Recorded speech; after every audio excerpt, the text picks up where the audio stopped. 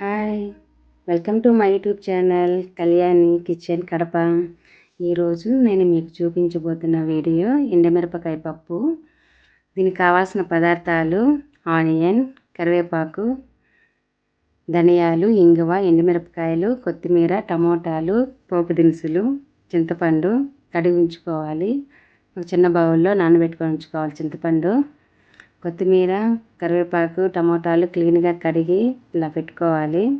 కందిపప్పు కూడా కడిగి ఉంచుకోవాలి.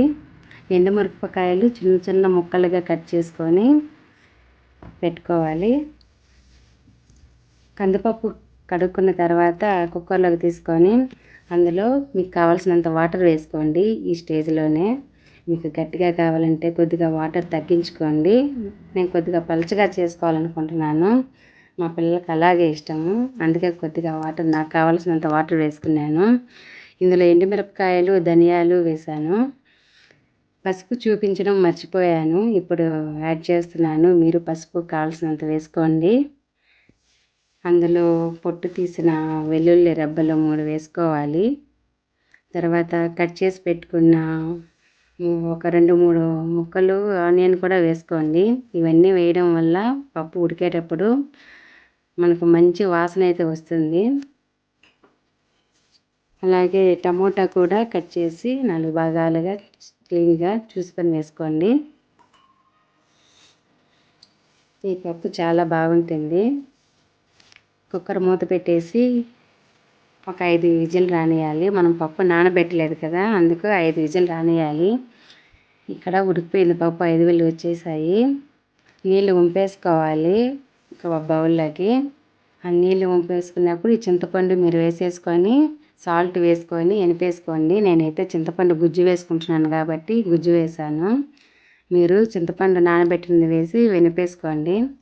స్టవ్ వెలిగించి ఒక దబరా పెట్టి ఆయిల్ బాగా హీట్ ఎక్కాలండి, మెయిన్ ఇంపార్టెంట్.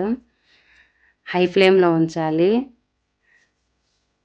ఆవాలు, తెల్లగడ్డ, జీలకర్ర, ఉద్దిపప్పు, శనగపప్పు, మొత్తం పోపు దినుసులన్నీ వేసి ఇంగువ కూడా వేసుకోవాలి. ఈ స్టేజ్లోనే బాగా వేయించుకోవాలి. మనకు పోపు చాలా ఇంపార్టెంట్ అండి. కొత్తిమీర, ఆనియన్, కరివేపాకు కూడా వేసి బాగా క్రిస్పీగా వేయించుకోవాలి. ఆనియన్ బ్రౌన్ కలర్ రావాలి, కరివేపాకు, కొత్తిమీర క్రిస్పీగా రావాలి. అది టేస్ట్ మన పప్పుకు బాగా యాడ్ అవుతుంది. మా ఇంట్లో అయితే ఈ పప్పు 2-3 రోజులకు ఒకసారి చేసుకుంటూనే ఉంటాము. ఆంధ్ర సైడ్ అంతా పప్పు అంటే ఇంట్లో ఉండాల్సిందే. టేస్ట్కి సరిపడా సాల్ట్ వేసుకోండి. నేను పప్పు వెనిపేటప్పుడు కొద్దిగా వేసుకున్నాను, ఆనియన్కి వేసుకున్నాను. ఆనియన్ ఫ్రై అయ్యేటప్పుడు ఉప్పు వేసుకోవడం వల్ల మంచి టేస్ట్ ఉంటుంది ఆనియన్స్కి, పోపుకి.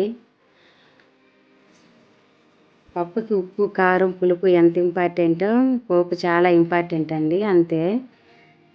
ఫ్రై అయ్యే చూడండి ఆనియన్. ఈ స్టేజ్లో మనము పప్పు వేసేసుకోవాలి. కొత్తిమీర, కరివేపాకు అలాగే క్రిస్పీగా ఉండదండి, బాగా సాఫ్ట్గా అయిపోతాయి, జ్యూసీగా. అలా అయినా తినేయచ్చు, మంచిది కూడాను. పప్పు వేసేసి వంపు పెట్టుకునే నీళ్ళు కూడా వేసేసుకోవాలి. చింతపండు గుజ్జుతో పాటు నేను వంచి పెట్టుకున్న వాటర్ కూడా వేసేసుకున్నాను. ఇలా మూత పెట్టి ఒక నిమిషం ఉడికించుకోవాలి. అలా ఉడికించడం వల్ల మంచి టేస్ట్ ఉంటుంది, పచ్చివాసన రాదు. తర్వాత గుమగుమలాడే పప్పు రెడీ అయిపోయిందండి. మీ ఇంట్లో కూడా ఈ వీడియో ట్రై చేస్తారని అనుకుంటున్నాను. చాలా బాగుంటుంది, వేడి వేడి అన్నంలోకి వేసుకుందంటే చాలా బాగుంటుంది. ఒకసారి ట్రై చేయండి. ట్రై చేసి ఎలా ఉందో కామెంట్ చేయండి. ఉంటాను, బాయ్.